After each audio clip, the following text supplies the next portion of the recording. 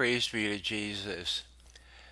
I'm just gonna. There's so much news about the death penalty here. I'm just gonna sort of give you a synopsis of some different things so you have a sense of what exactly is happening and maybe where all this can go.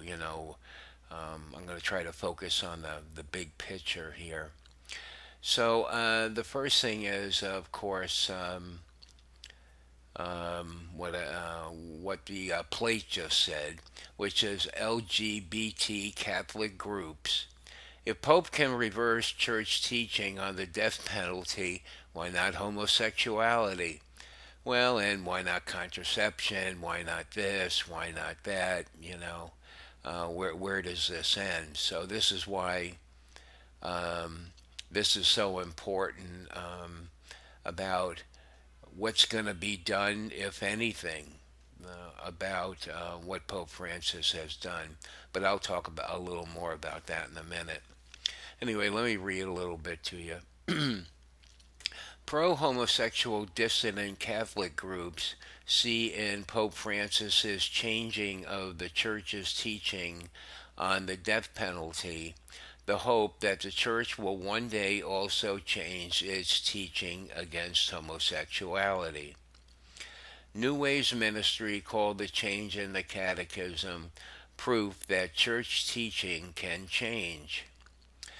We now have a clear, explicit, contemporary example of church teaching changing, and also a look into how it can be done, with a papal change to the catechism, it stated. In a, let's see here. In a post that appeared yesterday on Twitter, Lexington based Fortunate Families wrote, "The church cannot change its teaching. That is what so many others say about other topics.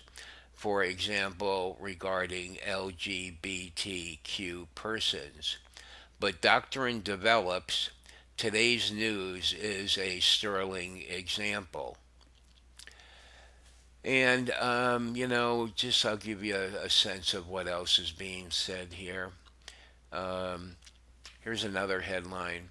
Pope's change to catechism is not just a prudential judgment, but a rejection of dogma. In the avalanche of reaction to Pope Francis's audacious move to modify the catechism so that it says the opposite of what the Church and every published catechism has ever taught before, there is one line of argument that has surfaced a great deal.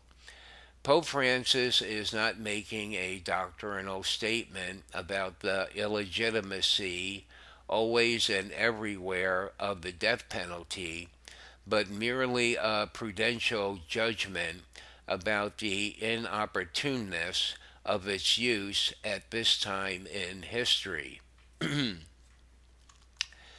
a recent article, Dr. Alan Feimeister correctly points out that even if this reading were plausible, the Pope has overstepped his jurisdiction by offering an opinion about a contingent matter of political judgment, which is the proper realm of the laity and not of the ecclesiastical hierarchy, as per the teaching of the magisterium.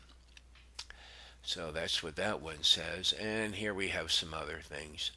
A church historian who is Robert D. Mattei, and he is, I think, head of the Lepanto Institute in Rome. So he's a very well known and highly respected historian. What it says here is, whoever says death penalty is evil in itself falls into heresy. So that's his take on that. Now, the Archbishop of Los Angeles, Gomez, says Pope's new ban on death penalty is authentic development of doctrine. So he's on board with the Pope, and that doesn't surprise us because he's one of the liberal bishops. And from EWTN, this is the papal posse, you know. Pope's new teaching against death penalty is break with Catholic teaching. So, what all this, regardless of what people say and regardless of who they are who say it, there's only really one thing that matters here, and that's, the Pope has made a move. Now, whose move is it? Well, what are the cardinals and the bishops going to do, if anything?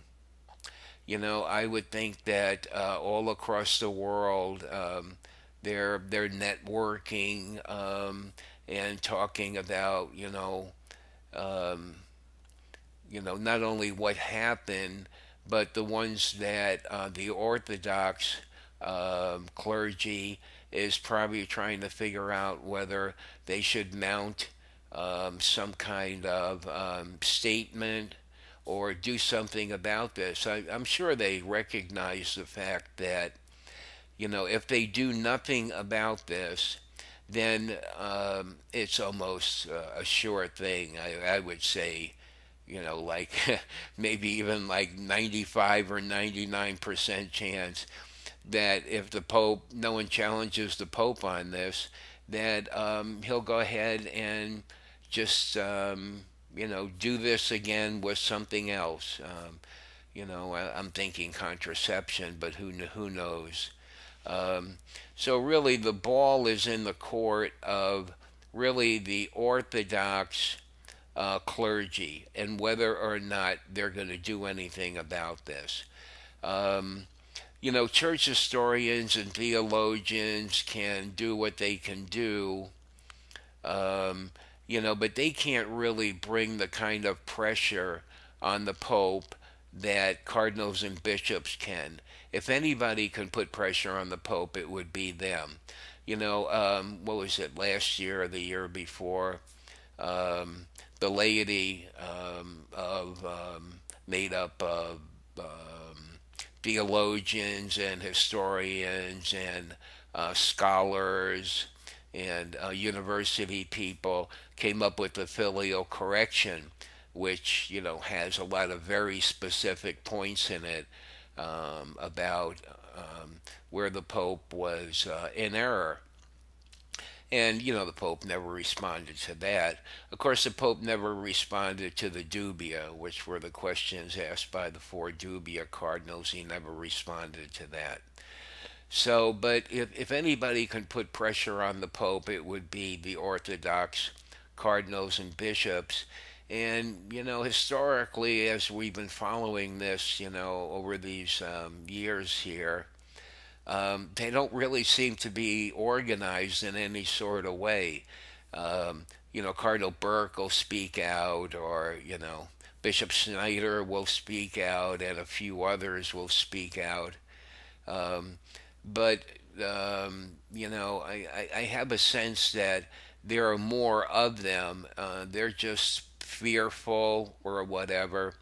But, I think they're going to start thinking like, maybe their backs are up against the wall here. Um, because if they let this go, then this just can open up a floodgate, and you stop the flood at the beginning. You got to close the gate right at the beginning. Because once this gains momentum, it becomes more and more difficult.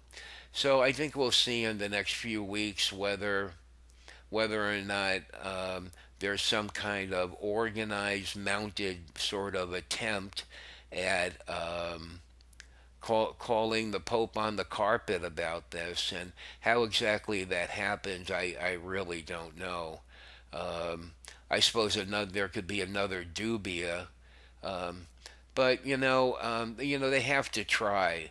history tells us and has shown us that the Pope really doesn't respond to any criticism, except in a general way. He said, I think one time that he was aware that some people don't agree with him or something, and just sort of like, pushed it off to the side. Um, but, if the Orthodox clergy can really mount some kind of strong attempt here and call Pope Francis on this, then the ball gets passed over to Pope Francis. Now, what's he going to do?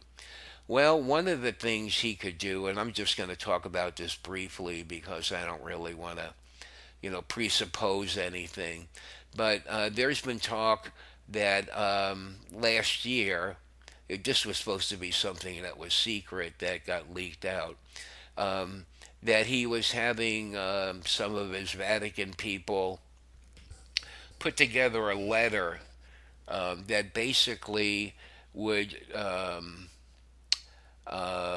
force every priest in the world, and priests being, because cardinals and bishops are priests, so, and then, regular priests, to sign a document that said they were with him, okay? That they supported him. Now, what the wording is, we don't know that, but um, fairly recent Catholic prophecy has told us that this is actually going to happen, where um, all the clergy will be forced to take sides. And so, if the Orthodox clergy now puts pressure on the Pope, um, he could come back. He can come back with, all right, listen, who's with me and who's against me here? And of course, this is going to cause a schism. So this is one of the things that could happen. Now, I mean, I'm not a prophet or anything. Obviously, this is just my own opinion, and it's just one line of thinking. There's a lot of different things that can happen here. Um, if the Orthodox clergy doesn't do anything, that opens up, one avenue of different kinds of things happening. If they do mount a strong effort to call him on the carpet, then that just takes things in a different direction. So, I would think that maybe within a couple of weeks or something, we'll start hearing something. I think for sure we'll hear something from, the more outspoken cardinals and bishops. They're not going to let this go. Now, whether how directly they will address it or anything, we'll just have to see. So that's what's going on, and we're gonna see what develops here, as the days go by. So enjoy your evening, because it's evening here, I suppose. People in Europe are already in bed, and who knows, some people are just waking up. So enjoy your day or evening, and we'll talk to you next time.